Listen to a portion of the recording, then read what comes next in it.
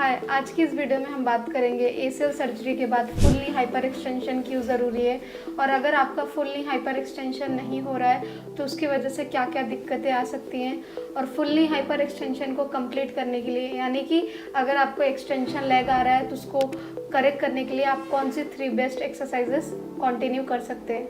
Hello, I am doctor Astha from physiotherapy department, team ऑर्थोस्पोर्ट।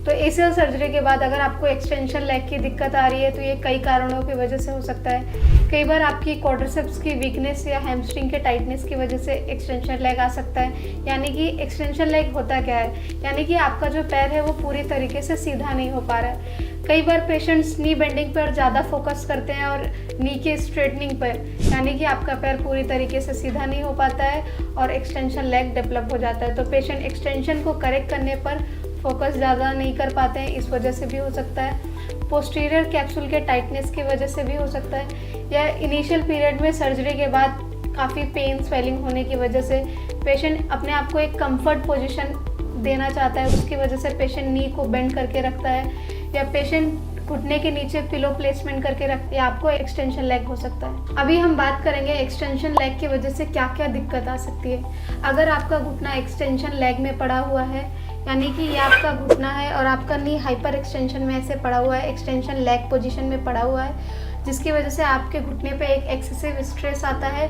उसके वजह से आपको पेन और डिस्कम्फर्ट भी हो सकता है। एक्सटेंशन लेग में होने की वजह से आपका जो पोस्टीरियर कैप्सूल है वो टाइट हो जाता है, जिसकी वजह से फाइब्रोसिस भी फॉर्मेशन होने लगता है। साथ ही साथ आप बैक टू स्पोर्ट्स में जाने से लैग कर सकते हैं अगर आपका एक्सटेंशन लेग है और हाइपर एक्सटेंशन करेक्टेड नहीं है तो, क्योंकि आपका घुटना लगातार एक्सटेंशन लेग में पड़ा हुआ है, आपका घुटना मुड़ा हुआ है और आप उसी एक्सटेंशन लेग के साथ वॉक कर रहे हैं, चल रहे हैं, उसकी वजह से आपके नी पर एक्सेसिव लोड पड़ता है और आपका जो लिगामेंट है एक्सटेंशन लेग में होने की वजह से आपका लिगामेंट ढीला पड़ सकता है, क्योंकि आपका नी कंटिन्यू लगातार एंटीरियर ट्रांसलेशन में पड़ा हुआ है, जिसकी वजह से आपके लिगामेंट पे एक्सेसिव प्रेशर पड़ता है और आपका लिगामेंट ढीला हो सकता है। First exercise with TheraBand, lightest resistance का थेराबैंड लेना है। ठीक है, घुटने को नीचे दबाइए, पैर को पूरा सीधा करना है, घुटने को नीचे दबा के पंजे को ऐसे खींचना है, होल्ड करना है for 10 count, 10 to 20 seconds hold करना है and then relax.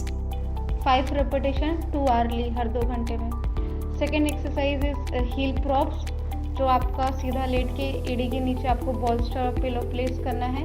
3 to 4 kg weight just above knee and just below knee रखना है। 5 मिनट के लिए उस पोजीशन में रहना है और उसको भी 2 आवर्ली करना है।